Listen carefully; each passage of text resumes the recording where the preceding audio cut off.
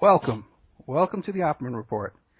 You can find us here every Friday night, 5 p.m. Pacific Standard Time on Revolution Radio, freedomslips.com, and also simulcast on CJ Mars Radio and 365 Live, normally. Tonight, we are not. I think CJ Mars Radio is down due to technical difficulties tonight. And I'd like to ask you to, most circumstances beyond our control, let's call it that. And I'd like you to keep Cindy Jean-Pierre and her husband in your prayers and their family in your prayers tonight. CJ Mars Radio, Cindy Jean-Pierre, they're going through some, they need your prayers tonight, okay? And they need your support and your good thoughts and your well wishes. So we just pray that God blesses them tonight and God's with them and throughout their troubles tonight. We're also broadcast on shoutcast.com, and then throughout the week, well, I'm doing my intro there. Okay, Jackie? Then we're rebroadcast throughout the week on awakeradio.us and hazyradio.com and firehorseradio.com. Now, coming up in August, oh, by the way, tonight we got a great big guest coming up tonight. We have Jacque Hollander, and she has some personal experiences. She's going to be telling us about the real story, about the real James Brown. She was involved in producing music for him and all kind of production deals and partnerships that they had. And then she had a real big problem and lawsuits and stuff. And she knows all kinds of information, too, about Al Sharpton that I don't think you're going to hear anywhere else. But we're going to be bringing her on in a second. I'll be introducing her. Coming up in August, we're going to start doing another show on Thursday nights on Shake and Wake Radio, with Rick and Annie, if you know those guys. And I'm going to be on their station on Thursday nights right around this time, 5, 6 o'clock. And also, too, Victoria's going to be doing a show on there. My daughter Victoria has her show Teen Truth that she does every Saturday afternoon at 1 o'clock in the afternoon on CJ Mars Radio. And she's going to be doing a show, too, as well over on Shake and Wake. Now, you could find the old Opperman Report shows on the Opperman Report YouTube channel and also on Spreaker.com and very soon on iHeartRadio. So I really need everybody to get behind us here on Spreaker.com and help support that the Opperman Report channel. Last week, you want to check out Thomas Sheridan. We did an incredible show last week about Jimmy Savile, this incredible guy in the UK who turned out to be a pedophile and a necrophilia, raping dead bodies and corpses, involved with serial killers. The guy was on the top of the pops. He was the host, BBC presenter, big shot over there, knew the Queen, hangs out at Buckingham Palace, knows Thatcher, hangs out at the, wherever they call that, the White House over there in England. Okay. But it's a great show. Check out Thomas Sheridan and Jimmy Savile on the Opperman Report YouTube channel. We're getting a ton of response for that. And as a matter of fact, I want to welcome everybody who are Thomas Sheridan fans. We picked up a whole bunch of listeners last week, and they've all been commenting on all my different videos. So I know that we've picked up a lot of new listeners. Now, don't forget, freedomslips.com. It's a listener-sponsored station. So if you like what you hear, you got to go to freedomslips.com and click on the donate button. I also want to thank some guys over at freedomslips.com. Without mentioning any names in particular, Jerry, but who really, man, helped me out this week, man. Were really, really kind to me and very supportive of my struggles that I'm going through in my personal life, with my personal litigation. A lot of you guys are familiar with it. And a lot of the guys down at Freedom, so it's really got together and really helped me out, man, in a big way. And Robin and Jerry and you guys and Kat. And I really want to thank you all. And, of course, I always want to thank my producer, Ann Francis, and Christoph Moses, and Keith Davis. By the way, Keith Davis is going to be coming on in a couple of weeks when we have the heart attack coming on. Hart Fisher, a radio host and movie producer, fascinating guy. Next week we got Steve Wick, who is a Pulitzer Prize-winning journalist for Newsday, and he wrote a book about the Cotton Club murders called Bad Company. And it's all about Roy Radin and the Process Church and Robert Evans and the murder of Roy Radin involving around the production of the Cotton Club movie that starred Richard Gere. And that's a fascinating story. And, in fact, we're going to be doing a whole series of shows on that. But like I said, tonight we have Jacque Hollander. She hails from Chicago.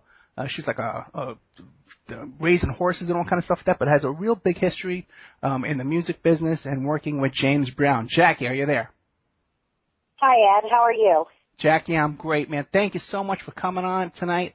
I know you're really busy with the big premiere, this big James Brown movie. I know a lot of people are bothering you, so thank you so much for coming on. Can you tell us about yourself and your life and your career? Well, I've been in the music business most of my life. I was married to somebody in the Atlanta rhythm section for 15 years, and I worked with everybody. I mean, there's pretty much nobody I didn't work with. I was in country music. I was in rock music. I was in shag music, beach music. I worked with the Tams. I wrote a song for them. I did a song with Billy Joe Royal when he had his hit Burns Like a Rocket. I've worked with, Bertie Higgins. I worked with some of Leonard Skinner. I worked with ARS. I worked with some from Cameo. I've worked with a lot of people. And, of course, Mr. James Brown. So you spent most of your adult career in the music business? Yes. Okay, great. Yes. So, and now now you're you have like a farm, right, with horses and stuff. You were telling me. I do. I have three horses, quarter horses. I bred my mare and artificially inseminated her, and I have this beautiful little male. He's a handful, I'll tell you that. And so I have three of them, and I also have my favorites are my pygmy goats. And my female goat, Miss Becky, she kind of got pregnant on her own without me breeding her, and she had little 3 teacup baby goats. Did you force her to get married? She already had a husband, and that's Mr. Wiggles. All right, great. and so I think she cheated on him. Yeah, life on the farm, huh? Okay. Yeah, all the scandal that goes on behind the scenes on these farms, folks. Okay, so why don't you get started? What do you want to get started with the story? Like how you met James Brown, or what do you want to do? I guess I can start off with, it's been a very rough road for 29 years for me. In the beginning, I was a songwriter and a record producer, and I used my talents to raise money for those less fortunate. I found out that I could do benefits, writing songs, bringing in nationally known entertainers that were all my friends, and we would do benefits, and we would raise up a lot of money for kids, sick kids, my country's veterans, because my dad was a vet, and, so I come from a long history of the Navy. And that was my calling, was doing for others. Now, where was this, in Chicago? No, this was in Georgia. Georgia. And what year was this?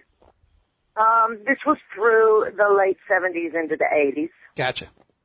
And I came up with this idea one night. I had just finished doing a song for the Marriott Corporation, and it was with Billy Joe Royal, and I had done a grand opening for one of the largest hotels in Georgia, and it was this really big thing, and I wrote this song, and the song was a gift to the city.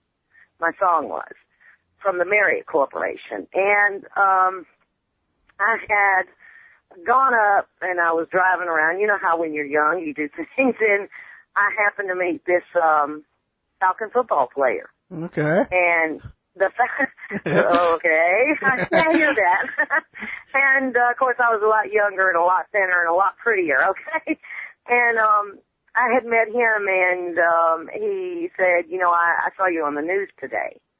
I was actually kind of driving around to get away from the media, actually what I was doing kind of like now. And he said, have you ever thought about, doing something for us? And I said, well, what am I going to do for the Falcons and their football team? And he said, well, write a football song. And I went home that night and I thought, wow, I'm going to take the football players and I'm going to get them singing, and I'm going to put the Atlanta rhythm section on it, and I'm going to make it real big, and it's going to go raise money for kids. And, of course, my first choice was Ronnie Millsap. because I was country. You know, I was writing country, and this kind of where the Falcons practice was country. Right. And when I started dealing with the Atlanta Falcons, their choice kind of changed. The players wanted a soul singer. And, of course, they picked Mr. James Brown. And I went on to search to see if Mr. Brown, if I could even reach him to get in touch with him. And I did. And were you a James Brown fan? No, actually, no. Not at all. Okay. No, I was more the Beach Boys, and I love the Eagles, and I was just I love Frank Sinatra, and I'll go ahead and say it. Now I can't even think of his name. Elvis? Barry Manilow. Barry Manilow. Oh no, you almost had me there. I was going to take you out dancing for a minute, but now forget it. Okay. I loved him. I mean, I loved Barry Manilow. Okay. I could listen to Barry Manilow and ABBA, you know, so no, I wasn't. And, but, you know, he, after a bunch of wrangling, he agreed to do it. He wanted to do it. I met his lawyer, Buddy Dallas, who had just come on, taking James Brown on, and his career was pretty much, he'd had some issues, and his career had sunk really low. And we decided that I had Coca-Cola. I had gone and gotten Coca-Cola as a sponsor, and I had a lot of big sponsors. And this was going to help needy children, children with disabilities, children from broken homes, children, you know, of abuse. And that's a big cause to me. And Mr. Brown wasn't, I don't think, used to doing for people, but I sat him down. I said, look, this is going to be good. And he really liked it, and we ended up doing a song, and we ended up doing a show, and it ended up becoming a standing ovation to a sold-out audience in the Fulton County Stadium. And one thing led to another, and he decided that we were going to become partners, and he liked the fact that I could pick these charities. He liked the fact that he could give. He liked the fact that he was learning that in life, sometimes you have to give back. You can't take it all. You know what I'm saying? Even if you're down on the rock bottom, I hear you. You can always find in your heart, even if you have nothing, if you give of your time, you're giving. And sometimes when someone is deathly ill or somebody's got no family, that giving can just change someone's life. And so he started learning, and we worked together like dynamite. I mean, we were very good together, and it excelled. Before it was all over, I decided that what we needed to do was create, because we were giving to so many charities. And in the 80s, money started flowing like champagne. And we were raising so much money. I'm talking maybe one charity, $80,000 for 6 hours on a benefit. Now, that's a lot of money. So so during that time, that's pretty much how James Brown was making a living? Huh? So then during that period when you were running all these charities, and all these like benefit concerts, that's how he was making a full-time living, just doing that? No, he was not. He was doing his job, you know, working. I started writing for him. We worked very well in the studio. We started doing other projects. We did jingles. We brought money in for that. I'm not going to say everything was 100% charity, because, of course, we did things that made us money, too. Okay. You following me? Sure. And it was about 87. We had I had decided, I said, you know, I have an idea, we'll make a trust. And we were sitting down with this lawyer, Mr. Dallas, and I said, let's Mr. Brown said, well, let's call it Papa Got a Brand New Bag for Kids. And I said, no. I want to call it the I Feel Good Children's Trust. Okay. And he's like, I like that, Jackie. How about Living in America for Kids? And I'm like, no. And he told Mr. Dallas, he said, let her name it. She do all the work, let her name it. So, that's how it started. And, I took a very special child. She was dying. I had taken some other kids. There was a little boy that had no arms and legs. Believe it. It was horrible. I had many children that we were starting to do. And we did this trust because we were raising so much money and we were giving them to these organizations. And we would hand them this money and I would walk away and something in my heart would say, how do I know? How am I sure that this money really went to what they say? How do I know they're not paying themselves a big salary? How do I know they're not buying pens and papers? You know what I'm saying? How do I know this money is not going into, like, if a veteran needs a television? How do I know they didn't go buy that TV? Because normally I would go buy the TV. You know what I'm saying? I do know what you're saying, yeah. That's when me and Mr. Brown and Mr. Dallas sat down, and it was like, this is the best way to go. We're going to build this trust, and, of course, he told Mr. Dallas, he said, if anything happens to me, everything of mine will go into this trust. And, of course, I didn't have that much, but I said everything of mine, if I die, goes into the trust, too. And at the time, Mr. Brown was not at what you call the financial level he was when he died. So it was kind of like the Three Musketeers sitting down, and none of us with a lot of money, okay? But we were able to give money to those charities by raising the money, you know what I mean? And, but if he had died at that time, I don't think it would have been a big thing because he owed so much money to the Internal Revenue Service.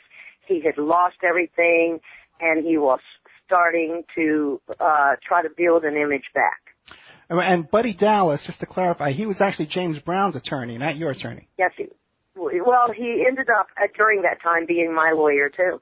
Okay, but originally he was James Brown's attorney. You met him, too. He was originally James Brown's lawyer, yes. Now, what was it that caused, was it divorces? What caused James Brown to lose all his money and not do so well back around then? I can't really answer that question. I know it had a lot to do, probably with just, times changing, the music changing and going to disco. Everything changed. Gotcha. Now, did you two get along? Did you like him? Oh, in the beginning, yeah, he was a really great guy. Yeah, he was. I mean, he was, very professional. He was a very devout gentleman, a very religious man. He got blessed on everything. And, but about a year into it, I've started noticing some peculiar behavior with him. He was slow to answer questions correctly. In the studio, he was showing some odd behavior.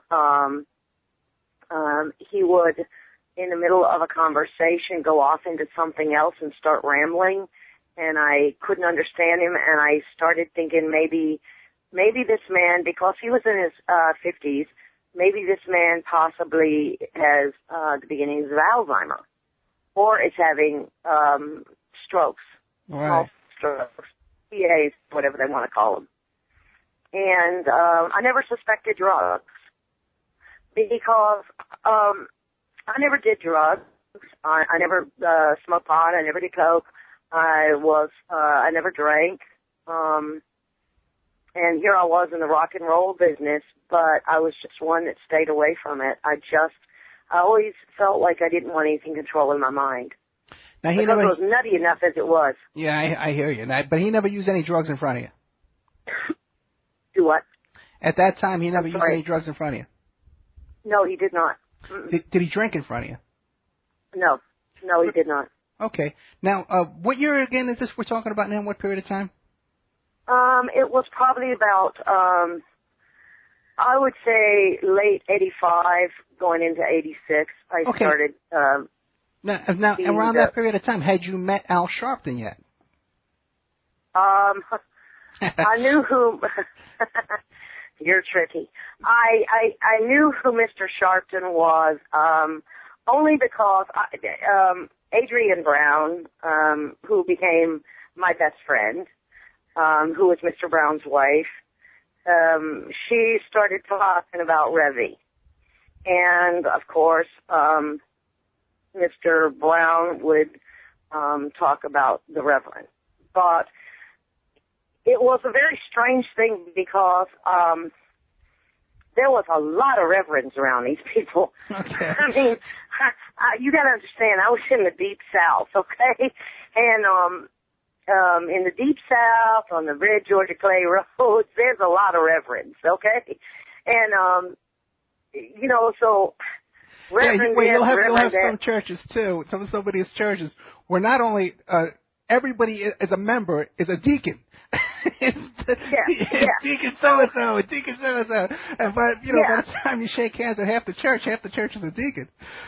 Mr. Brown took me to a church during some of the roughest times, and when they were out to kill us all, and there was, they put the stuff all over the walls and, the windows so that nobody could see in, and we sat down, and there was probably, I'd say 10 to 12 men sitting there, and Mr. Brown looked up and said, "This is Reverend so-and-so, this is Reverend so-and-so, Reverend so-and-so, Reverend so-and-so," and I thought, my word, I'd never seen as many reverends in my life, but I was there, and, but yes, the answer to your question is, the Revy was called Revy. So,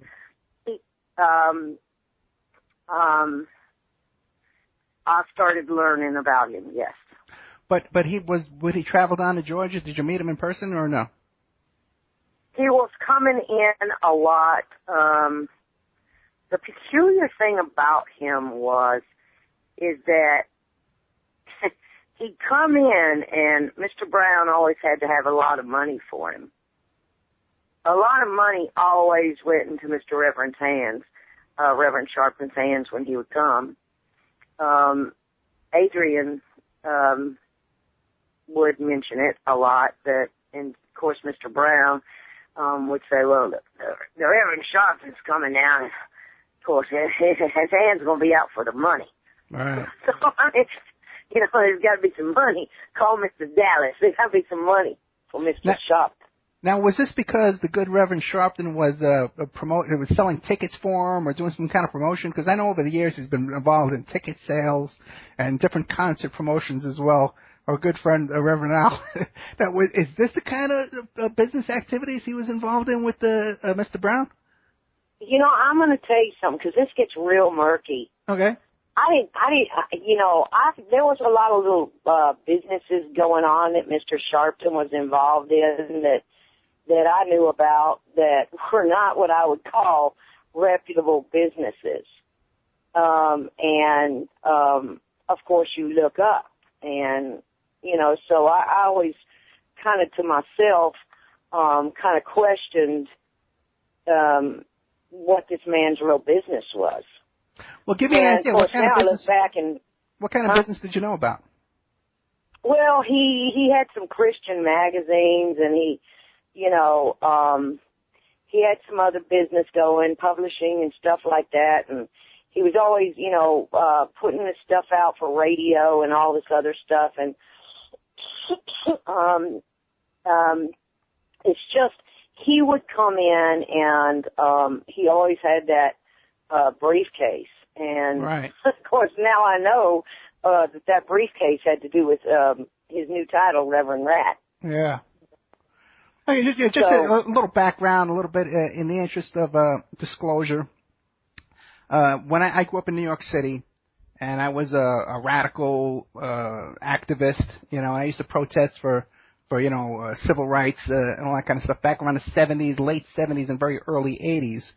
So I had run into Reverend Al, many times when he had that his Action Network. I think first it was called like the Youth Action Network, and then the Action. Yeah, well, there was an Action Network involved, and so. I had met Reverend Al, and I found him to be a very sincere guy back in the early 80s when I had first met him. Of course, I was a young guy, and he was considered my senior. He already had a big organization going on, so I had to show him respect. And our activities were mostly organizing demonstrations and stuff like that through the Black Vets for Social Justice and Reverend Daughtry's organizations and stuff like that. But as the years went on, I had run into Al Sharpton other times. Because I owned a nightclub myself, city, and a lot of those guys you hear about where he's walking around with that briefcase with the wiretaps were the guys who came into my club and were shaking down my club. It's the same people, same group of people. And then I also knew him through different circumstances because I'm a private investigator, and back then I was working as a private investigator, and we were doing different things like counter surveillance and finding wiretaps and sweeping for bugs and things like that. And so we brushed against these different groups and stuff like that. So I've had my different experiences with Al Sharpton as well.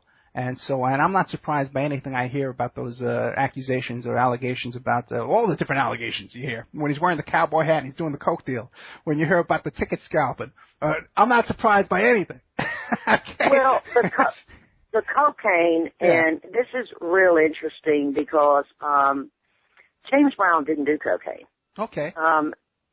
But all of a sudden, there was the new thing coming in down there, which I was a Georgia redneck. I knew about Jack Daniels, and I knew about pot, and I knew about beer, and, the redneck style of life. And all of a sudden, there was starting to become the erratic behavior with James Brown. And let me explain to you, when I say erratic behavior, this went beyond what the human mind can even fathom. And my friend Adrian Brown became very dark, and their behavior became so erratic. Did Adrian become involved with the drugs as well? Yes. Okay. And there was a lot of all night long phone calls and guns. Many guns started coming into play. And all of a sudden, Mr. Brown, a lot of people think that this man just walks on the street. No, he didn't. He always had a security detail. He always had people around him. But all of a sudden, the presence of weapons were around him. And I was young, and I thought, wow, when you go to concerts, we used to carry security guards. They used to carry guns, and maybe this is normal, because I'd seen other entertainers carrying guns. It wasn't a shock to me. You know what I'm saying? And so I wasn't really afraid of him in that sense. But his behavior, I thought, was getting a little weird. And I took him because of Mr. Dallas and, of course, New York. We took him to the hospital. I took him numerous times to the hospital. I took Adrian to the hospital numerous times. Adrian was actually committed against her will. And, of course, there was the suspicion of drugs and then the major arrest and him going crazy, and it seemed like every day he was getting arrested. Adrian Brown was flying to New York, and of course she was going to see the Revy, and she got busted up in New York. Then she got busted getting back on the plane to come back to Augusta. The second she stepped off, she was busted in Georgia, and it was like every other day. Well, okay, what was she getting busted with? She was getting busted with PCP, pot, that kind of stuff. And large amounts, small amounts? Brown. Was it large amounts or small amounts? It was a pretty good bit, you know. Where was this reverend? Here I mean, you know, she's sitting down there telling me all about this reverend, and here's, you know, and I'm thinking to myself, where is this man? And then, you know, of course, she'd be on the phone with him, and I'd hear the conversation, and James Brown would have many conversations with him, and Michael Jackson, and he would always put the speaker on so I could listen to everything that was being said. I always felt very bad because I really didn't feel like I needed to be hearing all this stuff, but I heard it. Okay. And, you know what? Let's stop right there. I'm gonna have to read some commercials. Okay. Okay. If you want to take a little break and get a drink or something, it's going to take me about 2-3 minutes. Okay. But when we get back, we'll get into all this stuff about. I didn't know you listened to Michael Jackson's conversations, so I'm going to ask you about that when we get back. Okay. But first of all, I want to welcome a brand new sponsor to the Opperman Report. These guys are brand new, and it's kind of. I just got the ad copy shortly before going on the air, and so it's a little hard to describe. Okay, because it's a small group of women. They're villagers in Mexico, a group of village women in Mexico, and they live in a small town in Mexico in the mountainous state of Guerrera. Okay, now these women have loved ones in the United States living and working as immigrants. And this situation is very common, and according to official numbers of the state government, in this town of Guerrera, in this mountainous region, out of 3 million people that live there, 800,000 are currently living in the United States. So many of the people from this small village migrate to the United States, some legally, some illegally, all different ways. So these women have family members, their husbands, their sons, all cross the border and are living and working in the United States, some illegally and some legally. What they have done to support this small village, these women have come together and they've written a book of their letters to their husbands, their sons, their grandfathers, their brothers, who have come to America to work. And it's called New World Women. Okay, and you could find this book on lulu.com. Okay, and it's all about their love letters to their husbands and their sons, and it's very touching stuff. Now, these women, they're artists, and what they do is they create jewelry down there. And in this book, they also teach you how to make the jewelry. Now, you can go to their website. It's called handcrafted-ethnic-jewelry.com. But if you Google New World Mexican Women, you'll come up with that link, the handcrafted-ethnic-jewelry.com website. And they have a webinar that you can sign up for this webinar, and you can learn how to make this Mexican jewelry. These women, it's a village of women artists down there. They're trying to support their village by this book called New World Mexican Women, and their love letters to their family and their husbands in the United States, and also their handcraftedethnicjewelry.com, which teaches you how to make the jewelry that they make and support themselves with. These are all women. They're artists down there. They're very concerned about the issues about immigration here in the United States. I'm going to be working on this ad copy for this new sponsor because I really want to support this women and this village here in Mexico. You know, most radio shows and TV shows, you tune in and they have an advertisement where you want to support a village down in a foreign country. But here we have a village in a foreign country actually supporting the show. Okay, they're sponsoring us. And it really should be the other way around. I really wanted to gather up support for them and help build that up. I got a link to their book and their blog and their website on the Opperman Report blog. Okay, that's our newest sponsor. Now, don't forget our oldest sponsor is Pacific West Bamboo. Amanda at Pacific West Bamboo, and you can reach her at 503-839-8126. Her email is demroots@oppermail.com. Her Facebook is Pacific West Bamboo. She's got a lot of projects going on, a lot of really, really big stuff. She's going to be working on a big concert tour where she's going to be building stages and stuff. I'm not allowed to announce it yet, so I'm kind of giving you inside information here. But it's big, big news. Rock and roll royalty she's involved with here. And it's going to be a big story when it comes out. Pacific West Bamboo, your #1 source for timber construction and craft-grade bamboo poles, plants, and products. They specialize in eco-friendly, reclaimed wood products for the home and the garden.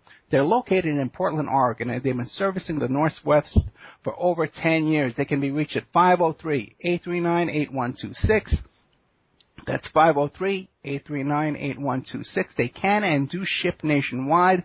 If you have any kind of construction project, you're building a new deck, you need flooring, whatever you're doing, you want to build a backyard or something, or even a stage for a rock concert, contact Amanda at Pacific West Bamboo and consult with her and see what she can do for you.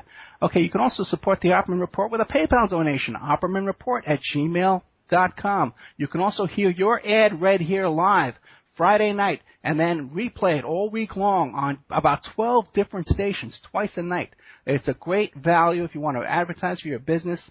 I'll make jokes about it, and I'll introduce you on the show, and you can help sponsor the show and get really good information. I know you don't hear stuff like this about James Brown. There's a big movie out with a big budget and a big ad campaign, but you're hearing the truth, the real people behind the scenes.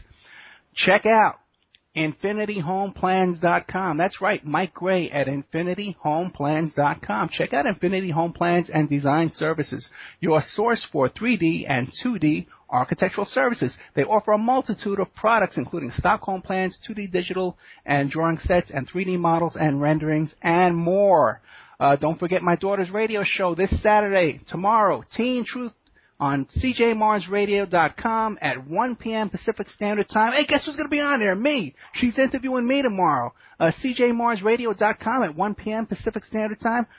Look for us on Facebook and stuff like that. I'll put up the link. I'll be in the chat room. We talk about all kinds of interesting stuff. It's a really good show. EmailRevealer.com. EmailRevealer.com. Are you being cyberstalked? If you're being cyberstalked, all you have to do is contact emailrevealer.com, give them the email address or the website or the screen name of the person stalking you, and they can locate and identify that stalker. And they can even help put together a little case for you and create exhibits that you can use as evidence in court. Emailrevealer.com. Tonight, we are with Jacque Hollander.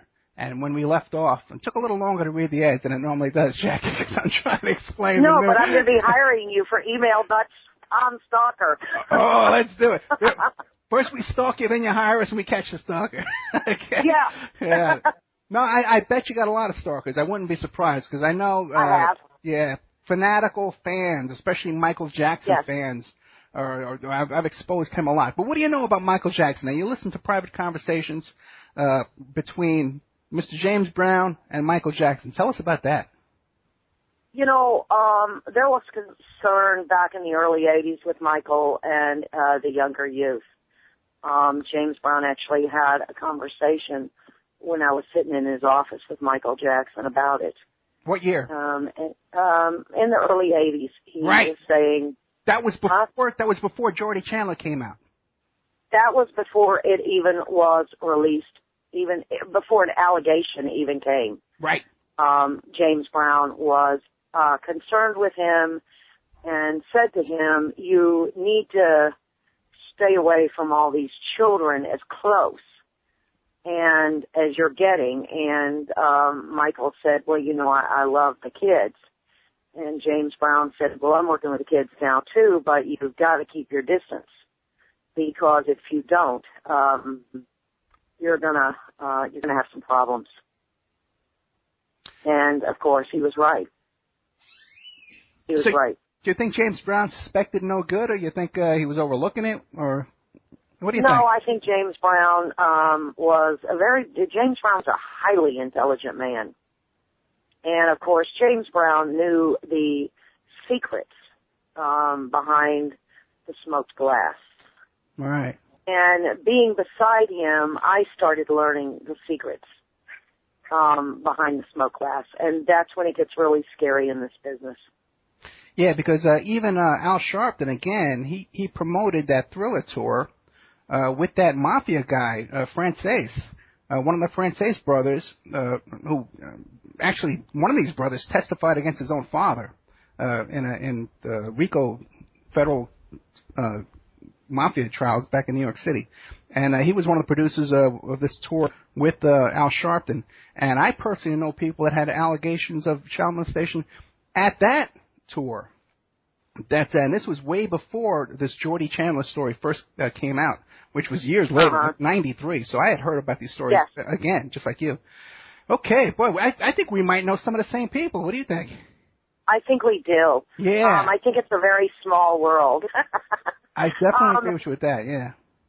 And at that time, that's when the arrest became really bad, and Adrian started reaching out when James Brown was going to jail to Reverend Al Sharpton. Well, before you get to that, describe that big incident where he had the shotgun and he was hijacking cars and stuff, and he beat up some woman. There was a big incident, right, with a chase and everything? Well, that all started, basically, he started carrying the guns around, and of course, he went into the insurance seminar, and unlike the movie depiction, which I saw, that he fired the gun off inside the insurance seminar, he did not. He did not fire off the gun, but a woman did suffer a massive heart attack because of it, because of being under that much fear. Right.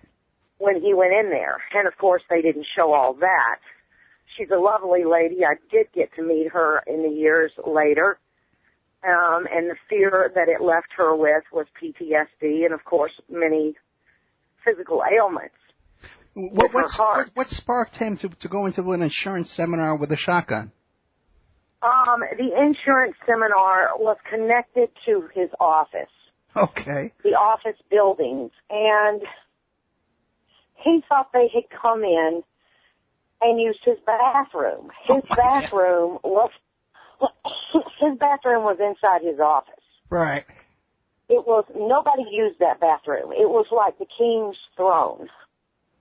Okay? And I saw that bathroom many times.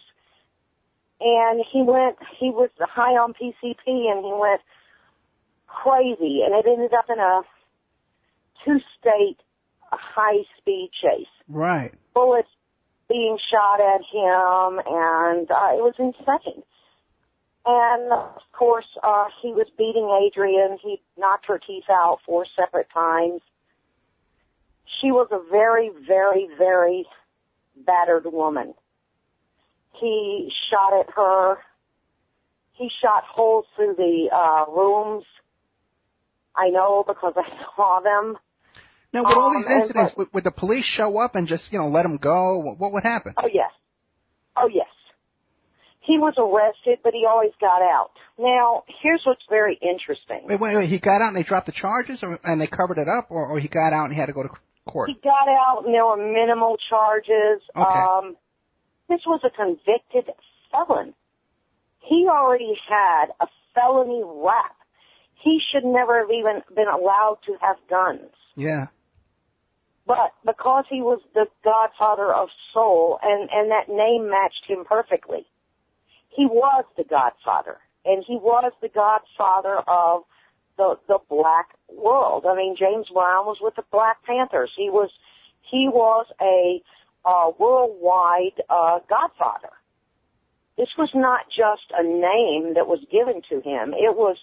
He earned this name. He was the godfather. People trembled when they saw him. I was with him. You would go in places and people would tremble because of his power, his connections. And eventually, it got to a point as his partner,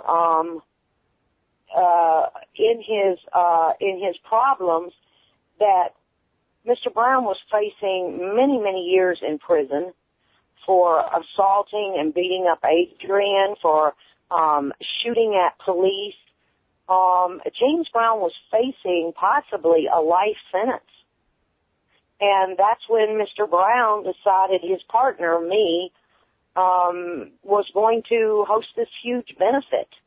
For him? And it ended up costing, besides doing the benefit with all the money going to the police, and before it was all over, I had a nationwide police boycott against me. And the judge, I never did anything, and the judge basically said, if you fail at this, you're going to be right beside him in prison. And I'm thinking, this just can't be happening.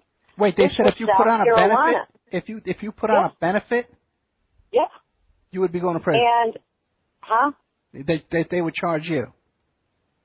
Not just that, I had to report to a police detective every day, every single thing I was doing. There were my hotel rooms got broken into. It became a worldwide nightmare. And I get woke up Thanksgiving morning, and it's a reporter, and they said, "Do you realize that you have the Fraternal Order of Police in a nationwide boycott against you?" And the Fraternal Order of Police were the ones that were going to receive all the money from the concert. Right. But they were angry that the judge had said, "Okay, I'm going to give you a slap on the hand. You can do a concert." Well, the bad thing is James Brown didn't put it together. He was supposed to, but he didn't. It fell on me. James Brown left the country, and I took on the feat of putting together this huge concert. Now, this is what's very interesting. Where was Reverend Al Sharpton? Good question. He's the promoter. He's the son of James Brown, as he told the world.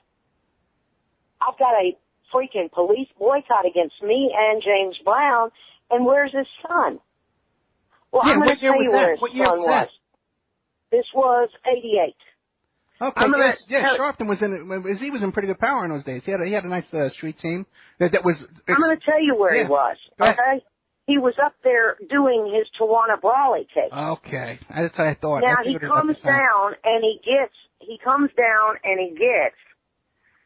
sits down with James Brown. And listen, I heard these conversations, okay? Okay. And he wanted James Brown to come up there and get in the Tawana Brawley mess. But you know what?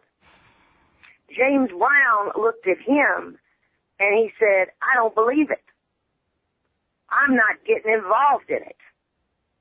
Something stinks here." And Reverend Al Sharpton was on a spiral to take down Stephen Pagonis. Right. A massive spiral. Well, I'm going to give you a little insight today. Okay? Okay. This has never been released to the world. And I'm going to release it on your show. All right, let's do it. Stephen Pagonis was my friend. Okay, really? You knew Stephen Pagonis before this?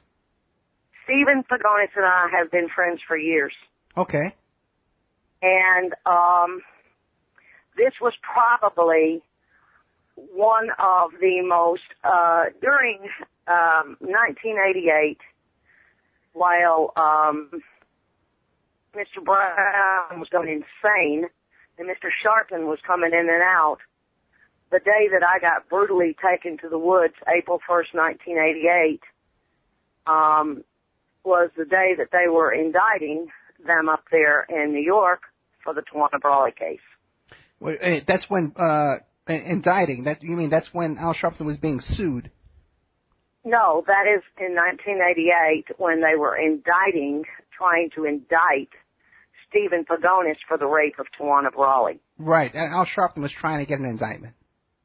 And I was taken to the woods and brutally raped and tortured. Okay. And on the day that I got raped, Al Sharpton had met James Brown at the Green Jacket earlier that day. The Green Jacket in Georgia? In Augusta, Georgia, yes. Okay. James Brown had planned the meeting for 5 o'clock, 4 o'clock, something like that, and he had met with Al Sharpton earlier that day. When I walked out of the office with James Brown and Buddy Dallas, we were there on the trust, negotiating, finalizing everything on the trust, the I Feel Good Trust. And of course, James Brown, I put my tapes and everything that I had carried, my songs that he had listened to that day. He was totally coherent when he was in the meeting with me and Buddy Dallas. He did become a little irate. It was not on drugs. He was not on drugs. He got mad at Buddy Dallas because during this he said in front of me when we were talking about if he died, what he wanted when he died. And he said, I want everything to go into the I Feel Good Trust. Everything. And Mr. Dallas interjected as a lawyer and said, but Mr. Brown, as your lawyer, I have to advise you that you do have children. This is the first time I'd ever seen James Brown show any, outward, mania. He became, like a praying mantis. He jumped over the desk. I was sitting in a chair, and he came over the desk, and he went at Buddy Dallas, and he went at his throat. And Buddy was sitting on a couch. Oh, I will never forget it. And he went at Buddy like he was going to choke him, and Buddy's face was really red. And he said, Mr. Dallas, don't you ever tell me what to do with my money. I am not giving one penny to those kids because I've given them an education. I have brought them up, and I will be damned if they're going to use me as a stepping stone into the future. The sheer fact that they are the children of James Brown, they have been highly educated, is enough for them. He was adamant. Yes. Was Buddy, I'm here. Was Buddy like a physically big guy, that he could fight with Brown, or was he like an old man? Oh, gosh. No. James Brown was a very, I guess you would say, physically strong man. He was a boxer. He had very, very strong arms. He was very, and of course, I saw the side of him through the rape, and of course, I will never be the same. I suffered from PTSD and Stockholm syndrome, and I'll never be the same after that night. And do you feel like that you can explain to us and describe to us about the attack? I'll try to do the best I can. Okay, we have about 4 minutes before the big break. I was telling you about that nice long break. So now, from what I'm understanding, you had this meeting. James Brown started to attack his attorney. Then James Brown went to meet Al Sharpton at a hotel or something. No, he had met Al Sharpton prior to coming into the meeting with us. He had been with Al Sharpton that whole day. Gotcha. And then he came in to meet us on the I Feel Good Trust. Okay. And we were basically, Buddy had a yellow notepad. I'll never forget it. I mean, I will never forget this because I still have the piece of paper where James Brown said, this is the name I want to call her, and he wrote it down on the piece of paper, and he was talking about the children, his own children, and that's when James Brown interjected to Buddy, and Buddy's face was so red. I'll never forget it. I mean, the fear in his face. And I was just taken back. And that's when Mr. Brown turned around and looked at me, and he said, go get me Brunswick stew and get you some too. And he said, go to the little shack, the Brunswick stew shack down the road, and pick me up some Brunswick stew. And he looked at Mr. Dallas, and he said, do you want some? And Mr. Dallas was like, no, thank you. And I think this was the first time Buddy Dallas had ever seen his client in that manner. Right. But I will say this, he was not at that time, to my knowledge, and I don't think to Buddy's knowledge, high on anything. I think it was just a display of anyone telling him what to do with his money. James Brown knew every penny he had. You could not try to mess him over or steal money from him because he knew everything. Yes. Well, we got the break coming up. This is that nice long break I was telling you about. So just take a little break, and we'll come back after this. We're with Jacque Hollander, who was partners with James Brown. She has all kind of information about Al Sharpton and Michael Jackson. Who knows what else? She has a horrific story we're going to be getting into about how she was brutally attacked. And maybe we'll discuss it, maybe we won't. It's up to her. But it's part of her big lawsuits that she has going on and stuff like that. So we'll be back after this break. Don't forget, it's freedomslips.com. If you want to support this station, you go to freedomslips.com. You click on the donate button. This is the Opperman Report, Revolution Radio. And we'll be back right after this with Jacque Hollander and the real James Brown story. Welcome back. Welcome back to the Opperman Report. Every Friday night, 5 p.m. Pacific Standard Time on Revolution Radio, freedomslips.com, listener-sponsored radio. If you like what you hear, visit freedomslips.com and click on the donate button. We are simulcast on CJ Mars Radio and 365 Live. And tonight, and also we started out on shoutcast.com. During the week, awakeradio.us, hazyradio.com, Firehorse Radio, and Shake and Wake Radio on Thursday nights coming up. Find the Opperman Report YouTube channel. Listen to our old shows, our new shows, all that kind of stuff. Tonight we have Jacque Hollander. And, Jacque, you there? Yes. Okay, Jacque, I know we're getting to a tough part of the story, you know? And I really want to thank you for coming on the show and really bearing your soul. I know it's a tough week for you because with the opening of the movie and stuff, I'm sure it's bringing up a lot of memories. Oh, gosh. I can imagine, okay? And, yeah.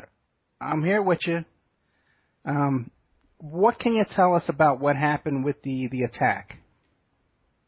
Well, I came back with the Brunswick stew, and we finished up our meeting, and I'll never forget it. Mr. Brown asked me if I wanted to ride with him to see a Volkswagen Rabbit he was having redone for his. And I've since later learned that was Yama Brown. For years, I kept telling the story of the Volkswagen Rabbit, and nobody would confirm to me who it was. But, of course, his son did. And I think it's important that before I get into that, okay. And I know we only have an hour left, and I think it's very important for your listeners to know, I am 100% the partner of the I Feel Good Trust. It has been in litigation for 8 long years. Not one penny has gone to one needy child. Hundreds of millions of dollars were designated for the poor and needy. It was hijacked basically from the time he died. Buddy Dallas was removed as a trustee and accused of wrongdoing without any hearing or anything. They have kept me out of court. We have gone to Chicago, of course, dismissed for wrong jurisdiction. Los Angeles, of course, dismissed for wrong jurisdiction. South Carolina, which is so corrupt, keeps keeping me out. We are in the appellate court in South Carolina right now as we speak. There is a wonderful reporter who has diligently attacked them and gone for Freedom of Information Acts because they have lied to the IRS. They have falsified paperwork. They have refused to let anybody see how much money is in the trust. This is all involving a trust fund for the poor and needy children. Well, let me ask you a question. Wait, who came in and snatched up the trust, and how were they able to do this? Well, I'll tell you how it started. And I know that this is going to sound very peculiar. I am his victim, but I am also his partner in this trust. Okay. And I should have standing, and I should be allowed to see that this trust be done the way it was supposed to have been done. And James Brown was murdered. He did not die of a heart attack. He died of a lethal overdose of drugs in the hospital. What kind of drugs? He did not die of pneumonia like they said. It was covered up. He was the only, and this is very, very interesting. Here he is, this worldwide known black man, okay? They refused to do an autopsy on him. The doctor wanted the autopsy done because he was fine and he was fixing to be released from the hospital. And at 10 o'clock, he was seen by his physician. I have talked and spent several hours on the phone with his physician. And he was scheduled to be released. Now, here's what is so interesting. During the time that he died for my rape, it had taken me years. If you know anything about post-traumatic stress disorder, I had passed federal polygraph tests. I've had so many polygraph tests that I'm like the polygraph guinea pig. Let me ask you a couple of questions, because we're getting a lot of different places. You're an investigator. Everybody's polygraphs. Sure. And I've sat down on a lot of them. Well, let me ask you this first. Now, you were attacked in the woods and raped. Now who did that? James Brown. James Brown attacked you and raped you. Now, so after that, did you go to the police? I was driven back to my city. I was not living in the area where I was attacked in South Carolina, and of course, I went to the hospital because I was badly hurt. Right. And Mr. Brown, and that's part of what happened prior to my rape. We did go to the Lincoln dealership to look for the Volkswagen Rabbit, and then he went to a Texaco and he asked me to get him some of those Jolly Ranchers. Okay. And I'll never forget it. I got out and I went in and I got the Jolly Ranchers and I got the Coca-Colas that he wanted, and I brought them back and I got into the van, and I'll never forget. He took a bag and he started screaming at me, and he said, "You didn't bring me 100. You didn't bring me 100." And I started just crying. And because I was always this person that tried to be perfect. I knew I had gotten the Jolly Ranchers that he had asked for. I mean, he didn't ask me. He never said, "I want 100 Jolly Ranchers," or I would have counted them, but I didn't. And I brought them. And when he got them, when I went back, the lady at the Texaco, she said, "Oh, the eccentric Mr. Brown," because she saw me crying. And she said, "Come on, I'm going to help you count out 100 Jolly Ranchers for him." Right. And when I got back to the van and handed him the bag, he never even looked or counted them. He didn't even look at them. Oh, okay, he was crazy. Okay, so we don't need to go into. I don't want to be in a situation where you're actually reliving every moment of this, this tragedy. Okay, but now, just suffice to say, the attack takes place, right? And you get away somehow, right? No, he drove deep down into the woods, and he said that first he was driving down the expressway. He asked for a cigarette, and I gave him one of mine, and he puffed on it and he threw it out the window, and he said it was too strong. Mm. And then he told me that his wife had some cool cigarettes in the back, and he asked me to reach behind his seat and get them and give him one of those. And I did. And all of a sudden, it wasn't probably 30 seconds to a minute after he started smoking one, the sides of his face started twitching. Right. Like I'd never seen a face do that before. It looked like muscle spasms. And he started, his head started going to the left and to the right. And he started saying, look at the trees. Look at the trees. The trees are bending. Look at the trees. Look at the wind. And he started speeding up. He was going like about 100 miles an hour. And I started thinking, oh, my God, he's having a stroke. He's like having a major stroke. because my dad, when he was in the VA, he did that. You know, when he had his stroke, he went like that. And but now we know it was probably PCP. There was probably PCP on the cigarettes. Well, actually, it was formaldehyde. Right.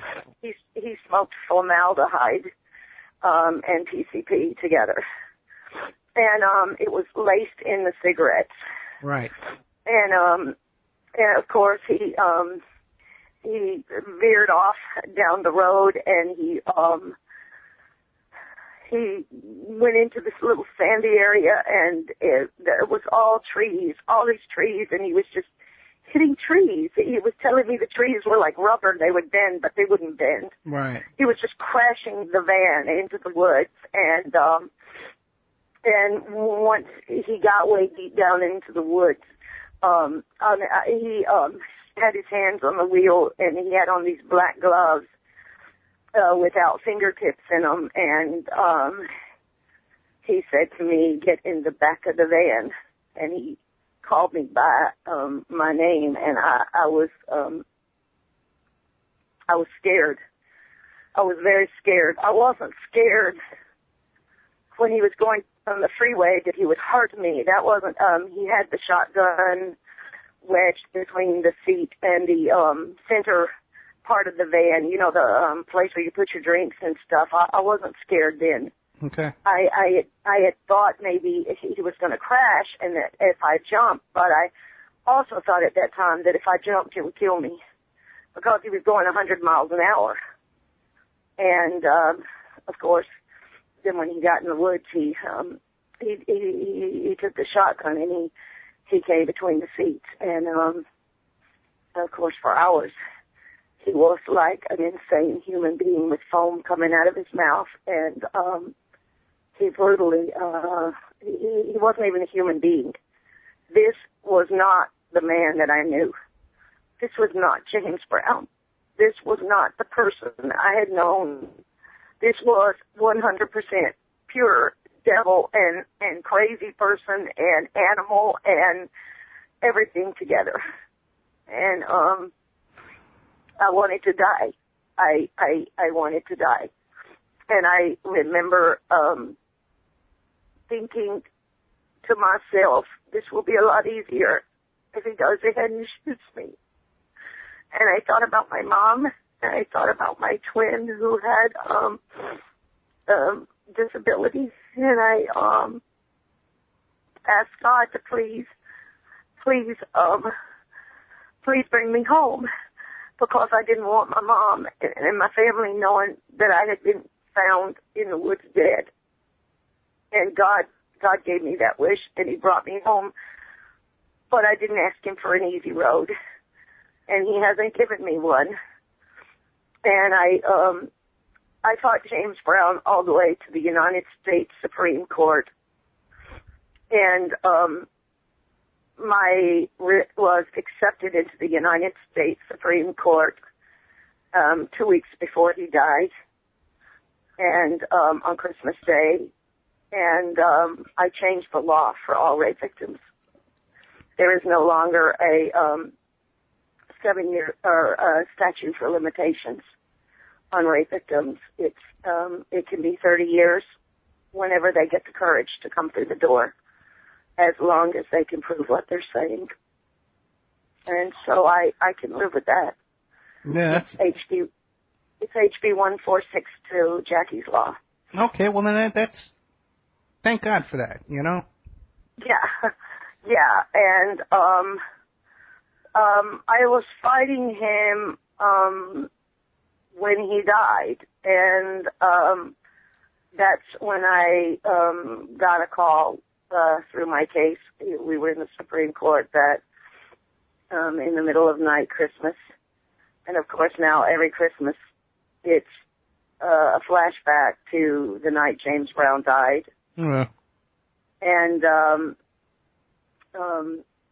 every April Fool's Day is a flashback to this, and every Halloween is a flashback to the high-speed chases and the insanity of life with James Brown. And there's a lot of flashbacks that never go away because when you're dealing with a worldwide icon, every day their music is on the radio. Right. Every day there's something in the paper. So you really can't get well. And, of course, right now I'm in court fighting for the I Feel Good Trust. Okay, a couple of questions now. After the attack, did you ever see him again in person? Yeah, actually I did. I was ordered to do that concert, so I had to go through with it. Oh my God! Okay. By the judge, and right. I had been working on that whole year, and it was so bad that I suffered a Bell's palsy stroke. And wait a second. What did he say? What did his wife say? Did they say anything to you? Adrian knew it. Adrian knew it, and I went to Buddy Dallas, and of course, it was a horrible time, and through doing the concert, it was very tough. He, I think in his mind, I think he was so out of it that I don't think he could remember everything in detail. You know what I'm saying? I think he was so crazy. Yeah, sure. If he's seeing the trees bending and stuff like that, he's not going to have total recall of his episode. Exactly. Right. Everything was perfect with him. Okay. You know, everything was fine the next day. There was no, right. You know what I'm saying? And but when I did put it in front of his face later, he had told me that night that if I told anybody that, you know, there would be riots and they would kill my family, and as all attackers tell their victims that. And of course, with James Brown, he was so powerful, and I was very young, and I was very naive, and this was a person that I idolized. This was a person that I respected. I was in a horrible situation. There had been no William Kennedy Smith rape cases. There was no DNA back then. There was no hard copy. There was no rape sinners like there are today. I was in a horrible situation, and I was also white with long blonde hair and blue eyes, and he was a black man during the civil rights issues. Right. Where white women did not walk with a black man. So I had already kind of put myself in a very bad situation, but I had black friends and I had white friends, and I do to this day, and I've never believed that you should live your life in discrimination of another human being, whatever color they are. I don't care if they're purple, Chinese, or who they are. They're human beings. So I don't go around looking at people like that. I just, if you're kind and you have God in your heart, then you're a good person. Now, with the trust... I'm not saying I don't support the Iraqis or anything. Please don't get me wrong. Okay? For all those people, please. Okay, there. Well, but the thing is, now, with the trust, were you a trustee in the trust? I was. James Brown and I appointed Buddy Dallas that day to be our trustee. So there was one trustee. And yes, Buddy Dallas. See, because normally how they do that with a trust is all members of the trust are trustees, and then when one dies off, the other two gain control of the trust. Right. James Brown and I had full control with Buddy Dallas. We did it like the Three Musketeers. Everything we did together. Right. So it was me, James Brown, and Buddy Dallas. We had worked on many, many projects together, and it was us three together. We didn't expect, Buddy Dallas would have never taken a penny from James Brown. Buddy Dallas spent years giving James Brown money when he didn't have 2 cents to his name. Right. I can remember... what I'm trying to get at, though, is how you lost control of the trust. We lost control, and I'm going to tell you. Okay. James Brown had a meeting.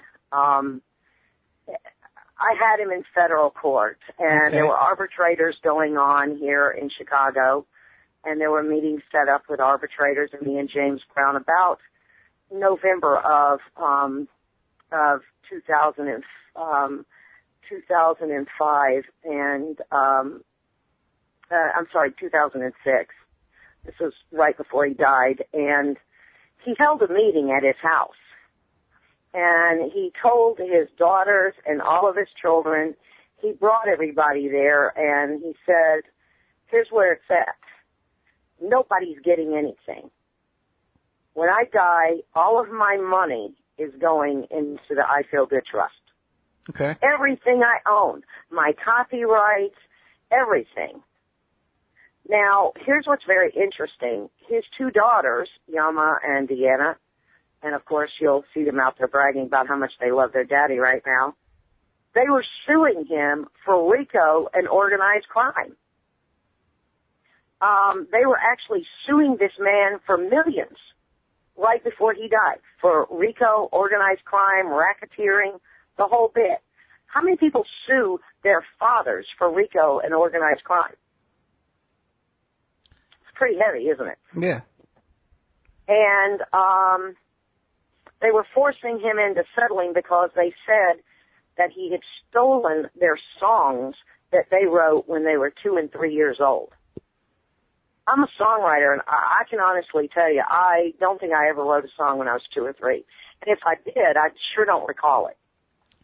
Let me ask you a question. And who or what has control over all of James Brown's money right now? Right now, the state stepped in. Okay, because he had no will. How it stepped in was, yes, there is a will, but the judge decided he didn't want to go along with the will. So he was going to change the will. And he removed Buddy Dallas and moved the other 2 trustees that James Brown had added on in the year 2000. And then the daughters, how this all started was the minute their father died and they demanded no autopsy on their father. And if you can remember, Mr. Reverend Al Sharpton, his right-hand man, was with James Brown when he died. Immediately, they told the doctors no autopsy. Now, I'm getting a question from my producer, Ann. She's asking me, but how come it was a really long time before they buried his body? I'm going to get into that. Okay, sorry. She's good. She's good. I love her, yeah. She's ahead of me. They literally took the body, refused for an autopsy, had the body hidden all around. Nobody knew where it was. Buddy Dallas didn't know, and this is his client. The daughters took it?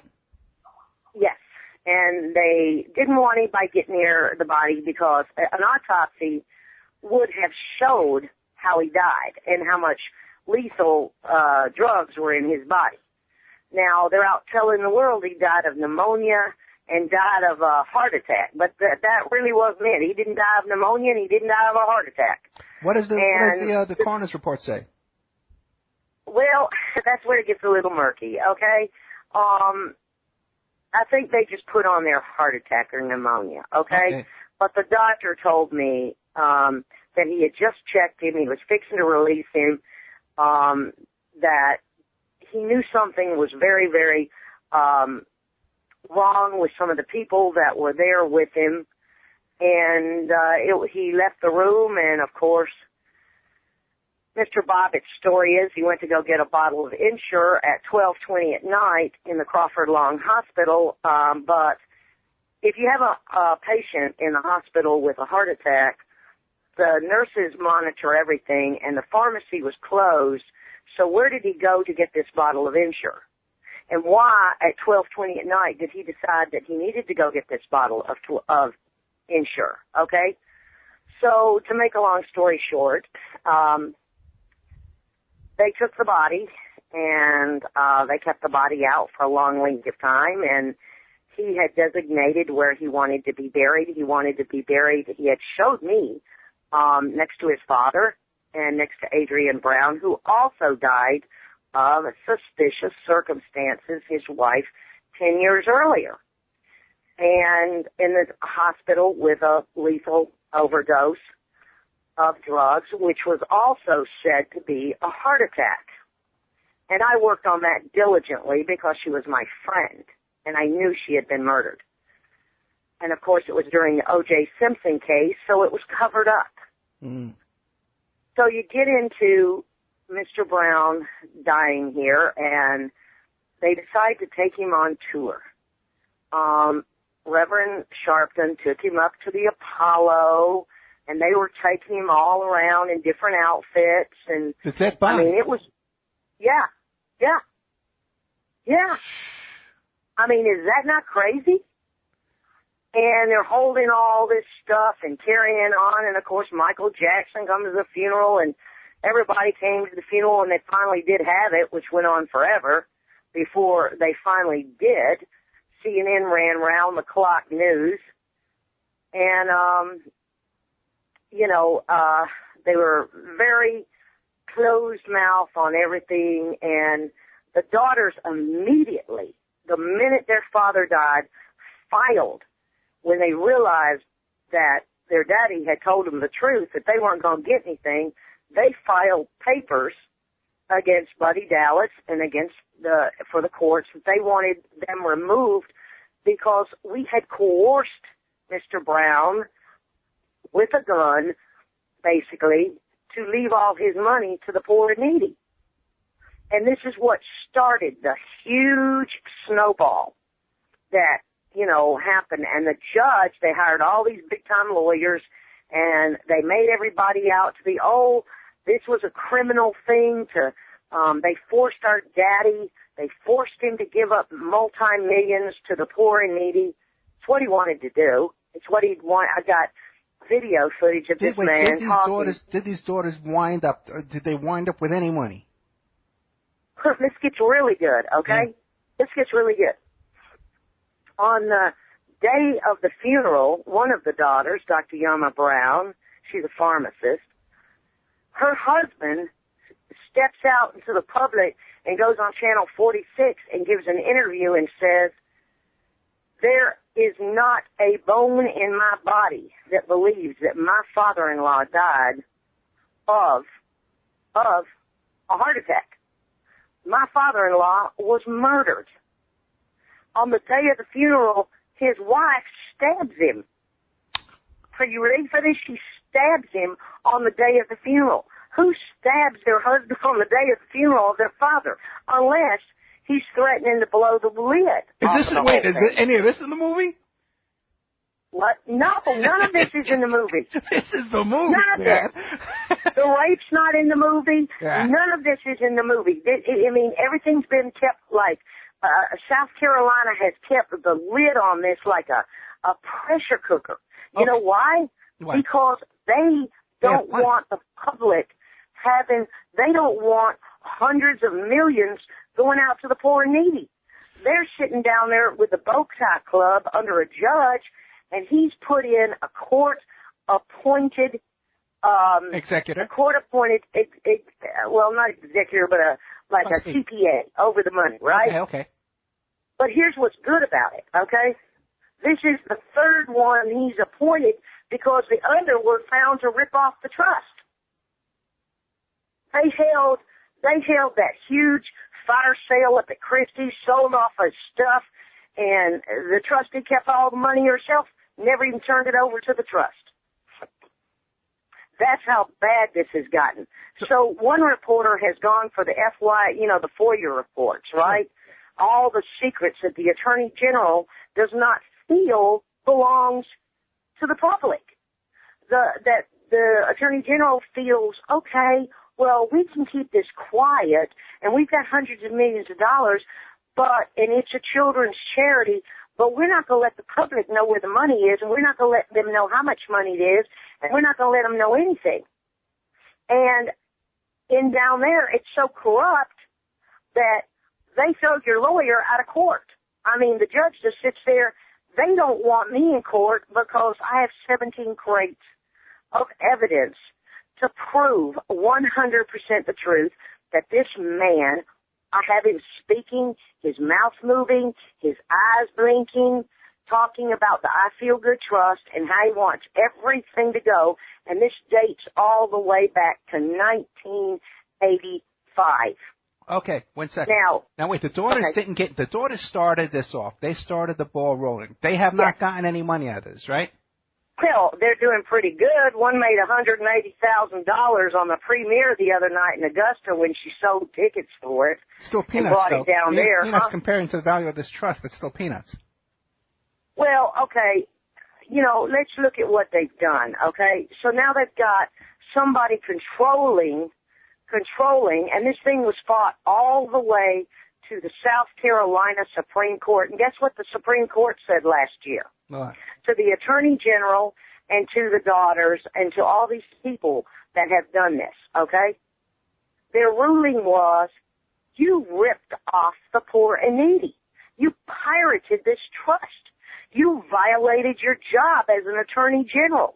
You have violated the rights of the poor and needy, and you all are out of here. You're all out of this. This case needs to start over again with the truth. Do you know that was a year ago, and that judge is still down there holding court with the very same people, the daughters, and they're debating DNAs, and they're doing this and doing that, and they're not even obeying the United States Supreme Court. Yeah, I'm not that. Is that not crazy? No, I'm not that surprised. This stuff happens.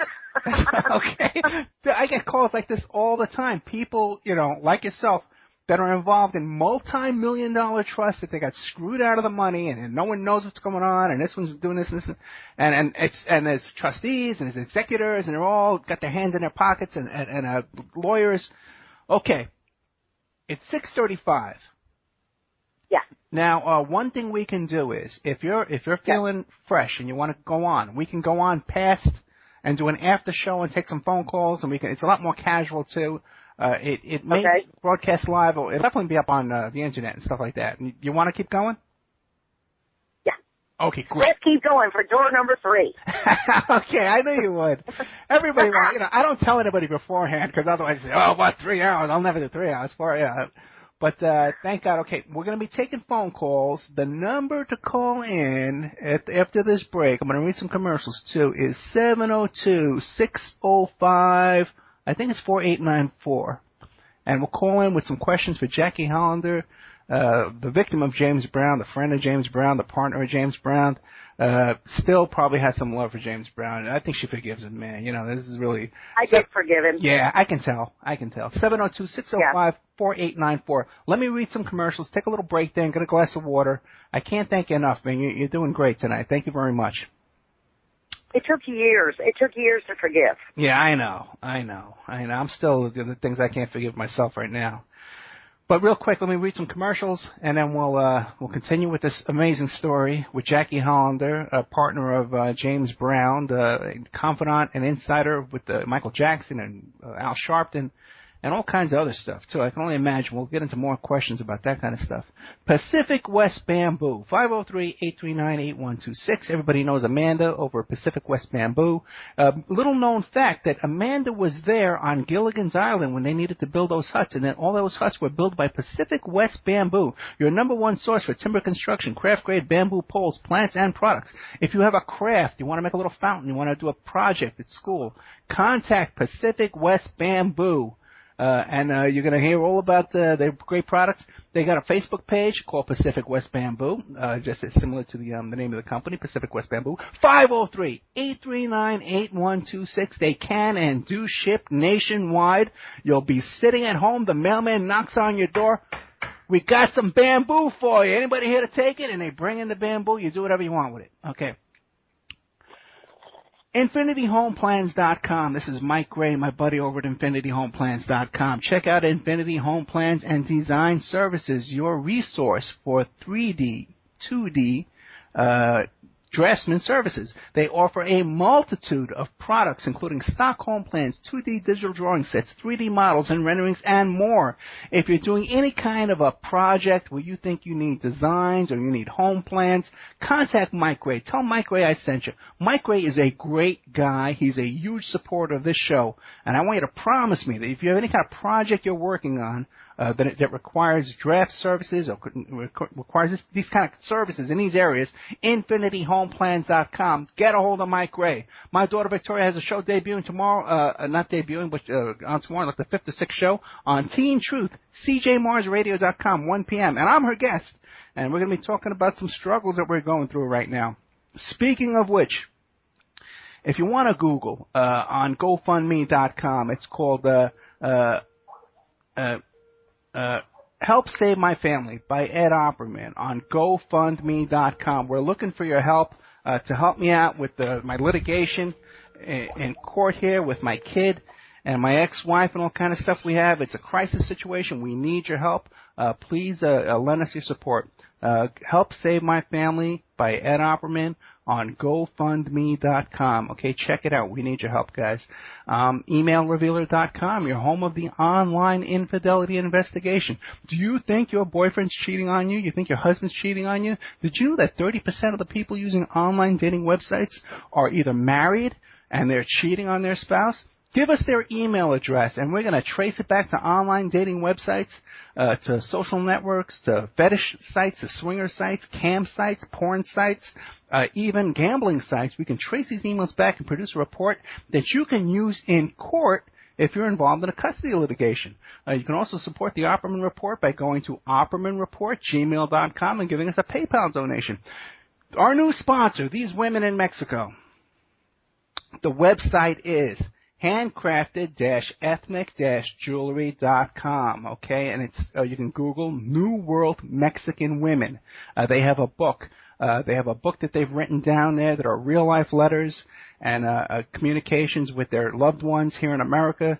This is a village of women in Mexico, in the mountains down there, in Guerrero, in Mexico, and most of the men of this town have left. They've come to the United States.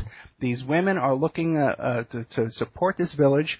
They create jewelry. They want to teach you how to make that jewelry. You go to handcraftedethnicjewelry.com. They also have another website. It's called revolucionmexicana.mx. And I checked that out, and it's a blog they created to support the book and to support the website. And all this kind of activity they're doing down there. They got this book, New World Women, How to Make Your Own Traditional Mexican Jewelry. Okay, and this is real, authentic, creative women down there in Mexico with this book. You go to lulu.com. You can pick up the book. There's a link on my blog, The Opperman Report. And we'll be talking about this a little bit more. They're a brand new sponsor, and I really want you to get to know them. So check out Google New World Mexican Women. Their book's only $19, by the way, and it would really be a big deal to support this little village down there of these women that are their husbands and their fathers and their sons are off in America trying to support this little town. So we'll be talking about that more during the after show that Jackie was so kind. So Jackie, you still there with us? Yes, and I want to say something so I don't forget this because you're an investigator, okay? Sure. So I was telling you about the husband that she stabs, right? Right. Okay, get this. It wasn't even days later, okay? Days later, the man goes to pick up his kids because, they filed for divorce after she tried to kill him and they're in court. Right.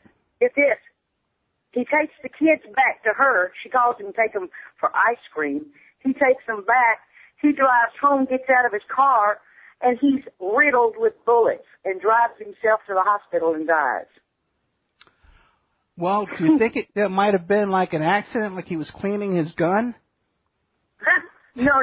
A person riddled him. Oh, okay. They said there was enough blood in the car to. It was like the sea of. It was like St. Valentine's Day, the Valentine Massacre. Perhaps he was driving by the shooting range and he was wearing a T-shirt with a target on it, and it was an accident. No, he got out of his car and okay. Someone scaled a high security fence and just blew him away. Were there any charges in that case? There's still investigation going into that death. Okay, and how many years ago has that been? It's been quite some time, right? Right after James Brown died, when he said that. Okay. When he said that he knew his father-in-law did not die the way they told the world. Now, it would seem to me, okay, that if it's the state that's stealing this money, right? Now, here they got this kind of stabbing and this kind of murder and stuff like that. Wouldn't they jump all over this daughter and bury her under the jail with all kinds of... Yeah. You would think so, but yeah. Reverend Al Sharpton's down there helping her, okay? So, and this is really funny. Here's Reverend Al Sharpton telling the world how much he loves the children and he wants to do what's right for people, but you haven't heard a word out of him in this. He's not fighting because guess what? James Brown didn't even leave him a peanut. No. After the funeral, he went in to find out how much money was left for him. And they said, I'm sorry, Reverend, he didn't leave you anything. Because James Brown was very angry at Reverend Al Sharpton. Oh, really? Toward the end there? How come? Well, I'm not going to get into that, but that, I assure you, is going to come out later. Okay. No Maybe hints? on your show. Okay, let's hear it. I'm here. Tonight. I'm here when you need me, okay? I value my life. I value my life. I hear you. You know, a lot of people look at Al Sharpton as this kind of like a race profiteer, sort of like as a leftist or a liberal or whatever. But most people don't realize that his campaign for president was sponsored and funded by a right-wing political dirty tricksters group that has roots back to the Watergate. And the Village Voice did a series of articles on that campaign. He was brought in to split the Democratic vote and put Bush into office. So if anybody's that is correct. Yeah, and if anybody's a right-wing conservative, man, Al Sharpton is your guy. He's your buddy. He's working for you. Okay, so, and then you may not realize it, but this guy's been bought and paid for a long time ago, man. Oh, yes. He is 100% bought. Yeah. So now let's see. Now, you know what? You were involved with Al Sharpton. You were involved with Michael Jackson. Anybody else? Like, what about like Muhammad Ali or someone like that? Or no, but the van that I was in that day was done by Muhammad Ali for Mr. Brown. It had gold tires and all this other stuff on it. Really? Yeah. Mr. Brown told me that Muhammad Ali had that specially done for him. Oh, that's interesting. Because they had a connection too, right?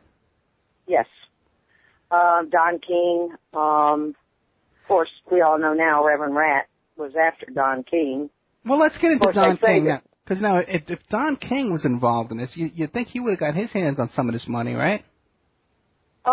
You know, that's another part of the story. But all of this money is sitting down there now, and it's being controlled by a little Gestapo down there. And to this day, 9 years later, they haven't given a penny. And it's going to be very interesting. They're setting up all kind of LLCs, and they're moving money around, and they're paying close to $150,000 and $200,000 because the daughter buried Mr. Brown in her front yard. So he's over by the barbecue grill and in a mausoleum. And you're not even supposed to bury dead people on your property, but she didn't want to do what her father said because they changed the will. And she makes about $200,000 a year just to mow the grass around the mausoleum from the Poor and Needy's Fund. Okay, see, she is getting a cut. She's getting okay. She's getting it's peanuts, but she's getting something. And this is the one that did. She's getting more than that. They're setting up LLCs and this is the Poor and Needy's money, and the state does not feel that anybody, even this wonderful reporter out of Newberry who has filed FOIA requests to the point that it's all in court now. They've gone after her, Sue Summers. They've gone after her, and the judge ruled that the state just about 2 weeks ago has to show the FOIA reports, show the financial documents that she's requested. Yeah, it's very unusual for those kind of documents, especially if this is a charitable trust. Exactly. Well, guess what happened? The judge orders them to show it, and now they're in court in front of the judge fighting that and telling the judge that they don't want to obey what the judge is saying. They're still not going to. There's like a diary that had evidence in it to prove that somebody wasn't, this Tommy Ray wasn't his wife. And the DNA, the child, is not really James Brown's, and the judge refuses to allow that to be evidence. He's put gag orders on everybody. I mean, this is a mess. And they're, the lawyers that are representing the daughters down there are all, and it's like a circle of them. And I'm on the outside of that circle because I'm not politically correct, because none of them have any evidence on this trust, and I have all the evidence. And me and Buddy are fighting tooth and nail for the truth to come out. Yeah, now Buddy's a lawyer, right? Is he still practicing law? Yes, he is. So now he must see what's going on with the politics in this, and yeah, I mean, he's had to hire huge law firms to represent him, but of course it is so corrupt. A lot of lawyers don't even want to be in it because they know that they'll never practice again. that when you go up against the Attorney General and the AG's office and everything like that. No, I mean, the DA, and I mean, it's all the way down to they're paid. Let's see, one thing I did find out was they were paid a law firm to represent the person that oversees it right now, the court-appointed attorney. They have paid millions of dollars to this law firm to fight people like me. Yeah. Now, and this is out of the poor and needy's money. Now, I have to say, okay, maybe you don't like me, boys, okay? Maybe you don't like me at all because I have the truth. But when you're residing over a trust that involves a charitable trust for the poor and needy, you're supposed to hear all sides. And you're not supposed to be biased because you want what's right for them. But unfortunately, my evidence will make the money go to the poor and needy. So but you want to know what, Jackie? You know, to say poor and needy, these people don't care about the poor and needy. No, they don't. They see a big chunk of money, right? They haven't given 1 penny. But what's happened now? Put this movie out. It's 8 years later. See, now once they've stolen the money now, right? Everyone looks at it in the court system, all these lawyers and these judges, they look at that not as the poor and needy's money. They look at that, hey, that's the stolen money, and how do we get our hands on the stolen money? They don't look at it as poor and needy money. That's a memory, you know, that one time this money was destined for poor and needy. Now it's... Well, now they've put this James Brown movie out. Okay, and right. Supposedly, some of that money is supposed to go into some of these LLCs that they've built, and they're going to start downloading. And of course, I own quite a bit of the masters on James Brown, and you know, I'm waiting for these people to come attack me. You know, I mean, I outright own them. I have my releases and everything. If I wanted to, tomorrow morning I could start pumping out never before released albums on James Brown. How come you don't? You know, the headache right now of the movie and some of my stuff is going up for auction. Starting down in Texas, I am going to be placing some stuff up for auction. Okay. Because I have a lot of memorabilia of James Brown, and I'm trying to do what I can do to try to make some things right, because there's been a lot of, in 9 years, I've seen total destruction of human beings' lives. Yeah. Buddy Dallas was almost killed in a horrible accident. A Mack truck just came out of nowhere and hit him, and he basically broke his neck 2 years ago and has been badly injured from that, and has struggled a really hard battle. And real quick question, because they made this movie. They had to pay some money to the estate for the rights to do this movie, correct? Yeah, quite a few millions. And who was it paid to? Was it paid to the trust? Yeah, Mick Jagger did all of this with I think his name's Tate Taylor and Brian Glacier from Imagine, and you wonder why that money's not going. And they did their premiere in New York, and this was a real jaw slapper. Guess where the money went to from that premiere? Al Sharpton? No, but he was there. Yeah. He was there with Nick. Where'd it go? It went to the Humane Society. Really? Yeah. For what reason? Because that's what they wanted. I guess the poor and needy kids. And let me tell you something. I rescue animals. Yeah, I know. Yeah, that's a fine charity. And I believe 100% in all of our animals, and that's another thing I could get into is the euthanasia of animals and stuff at these shelters. So I am 100% pro saving the animals, but the poor and needy children also are they're the ones that have been cut out of all this money, and they're the ones that were his wishes and his will, And if you follow his will, everything tells exactly. There's no nothing in the will. It's just his wishes were laid out 100% the way he wanted it, and they don't want to follow the will. The daughters want to say that he was coerced into making the decision to give his money to the poor and needy. Okay, we're about to drop the big station of Revolution Radio, freedomslips.com in about 3 minutes. So, and then we'll continue after the after show, which will be recorded and put up on a podcast.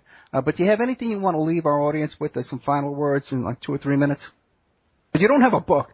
You're not selling a book. You're not selling a website. No, I'm not selling a book. I really, every day is living a book, but I have not sat down and written a book. Books kind of, this would be bigger than Five Gone with the Winds and all these pictures and stuff. I'm trying to maybe do a documentary and release to the world the truth. I saw the movie last night. It was very sad and it was very pathetic and it did not tell any truth. Probably Mick Jagger felt like he was going to be sued because James Brown hated Mick Jagger.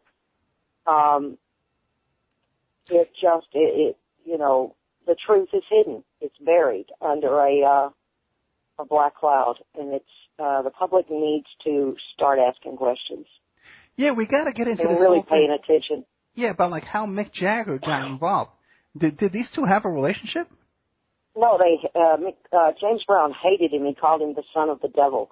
And if you read the Globe this week, it has James Garner on the cover. My story's in there about how much, and James Brown's son, about how he was murdered and how he hated Mick Jagger. James Brown's son was murdered. No, James Brown's son was talking about how his father is murdered, and they need to exhume the body. Okay, great. I'm not the only one out there saying it. Okay, hold on now. Okay, we just had Jacque Hollander. We're going to continue with the after show. If you want to give us a call, 702-605-4894, or you can Skype me on ed.opperman. Next week we got Steve Wick. It's a huge story about the Cotton Club murders with Robert Evans and Laney Jacobs and Roy Radin, who was involved with the Process Church and the Son of Sam murders and all kind of stuff like that. And Tiny Tim is involved in the story. All kinds of guys. I'm even going to ask after we drop Revolution Radio. I'm going to ask if James Brown ever had any connections to Roy Radin, because it seems like he would have been involved in those vaudeville shows. Okay, Revolution Radio. Goodbye. We'll see you next week. You want to support the station? Go to freedomslips.com and click on the